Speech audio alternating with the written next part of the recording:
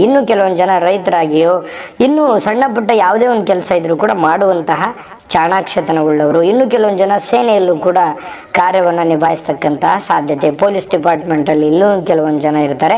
ಎಲ್ಲದಕ್ಕಿಂತ ಮುಖ್ಯವಾಗಿ ಅವರು ಮನೆಯನ್ನ ಸರಿಯಾಗಿ ನಿಭಾಯಿಸುವಂತ ವ್ಯಕ್ತಿಗಳಂತೂ ಆಗಿರ್ತಾರೆ ಆರಿದ್ರ ನಕ್ಷತ್ರದವರು. ಆಯ್ತಾ, ಇನ್ನು ಈ ಆರಿದ್ರ ನಕ್ಷತ್ರದವರ ಆರೋಗ್ಯದ ಒಂದು ಸಮಸ್ಯೆಗಳು ಯಾವುವು ಅನ್ನುವಂಥ ವಿಚಾರದಲ್ಲಿ ನಾನು ನೋಡೋದಾದ್ರೆ, ಆರೋಗ್ಯ ಸಂಬಂಧಪಟ್ಟಂಥದ್ದು ಇವರಿಗೆ ಕಿವಿ, ಮೂಗು, ಗಂಟಲು ತೊಂದರೆಗಳು ಬಾಧಿಸ್ತಕ್ಕಂಥ ಸಾಧ್ಯತೆ ಇದೆ. ಯಾಕಂತಂದ್ರೆ ಸ್ವಲ್ಪ ಸಣ್ಣ ಪುಟ್ಟ ವಿಚಾರದಲ್ಲಿ ಆರೋಗ್ಯ ವಿಚಾರಕ್ಕೆ ಸಂಬಂಧಪಟ್ಟಂತ ಮಾಹಿತಿ ನೋಡೋದಾದ್ರೆ, ಸ್ವಲ್ಪ ಕಿವಿ, ಮೂಗು, ಗಂಟಲು ಈ ತರದಿಂದ ಕೆಲವೊಂದು ಸಣ್ಣ ಪುಟ್ಟ ಸಮಸ್ಯೆಗಳು ಇರ್ತವೆ ಮತ್ತು ಸಹಜವಾದಂತಹ ಆರೋಗ್ಯದ ಸಮಸ್ಯೆಗಳು ಎದುರಿಸ್ತಾರೆ. ಅಂದ್ರೆ ಬಲಿಷ್ಠವಾಗಿರುವಂತಹ ದೊಡ್ಡ ಪ್ರಮಾಣದ ಅಂಥದ್ಯಾವುದೂ ದೋಷಗಳು ಕಂಡು ಬರ್ತಾ ಇಲ್ಲ. ಜೀವನ ಅಂತಂದ ಮೇಲೆ ಸಣ್ಣ ಪುಟ್ಟ ತೊಂದರೆಗಳು ಬಾಧಿಸೋದೆ, ಆದ್ರೆ ಅಂಥ ದೊಡ್ಡ ಸಮಸ್ಯೆಗಳು ಯಾವುವು ಕಂಡು ಬರ್ತಾ ಇಲ್ಲ.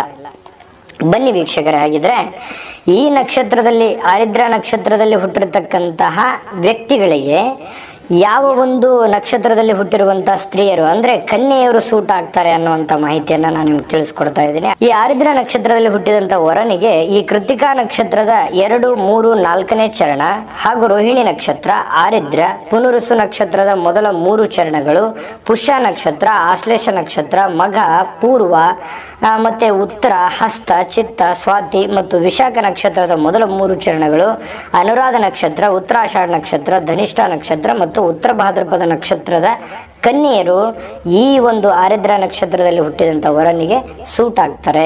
ಒಳ್ಳೆಯ ಒಂದು ದಾಂಪತ್ಯ ಜೀವನವನ್ನ ನಡೆಸಬಹುದು.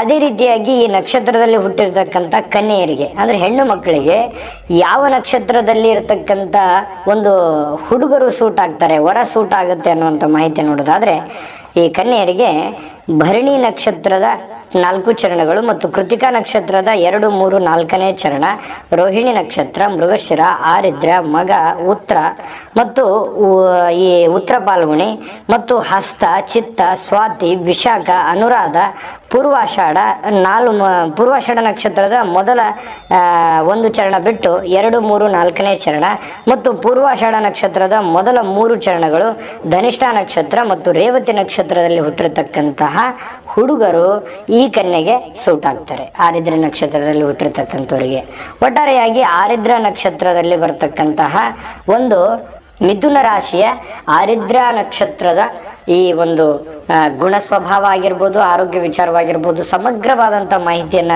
ನಾನು ನಿಮಗೆ ಈ ವಿಡಿಯೋದಲ್ಲಿ ತಿಳಿಸ್ಕೊಟ್ಟಿದ್ದೀನಿ. ಈ ವಿಡಿಯೋ ನಿಮ್ಗೆ ಇಷ್ಟ ಆಗುತ್ತೆ ಅಂತ ಅನ್ಕೊಂಡಿದ್ದೀನಿ. ಇಷ್ಟ ಆಗಿದ್ರೆ ಲೈಕ್ ಮಾಡಿ, ಶೇರ್ ಮಾಡಿ, ನಮ್ಮ ಚಾನಲ್ ಅನ್ನ ಸಬ್ಸ್ಕ್ರೈಬ್ ಮಾಡ್ಕೊಳ್ಳಿ.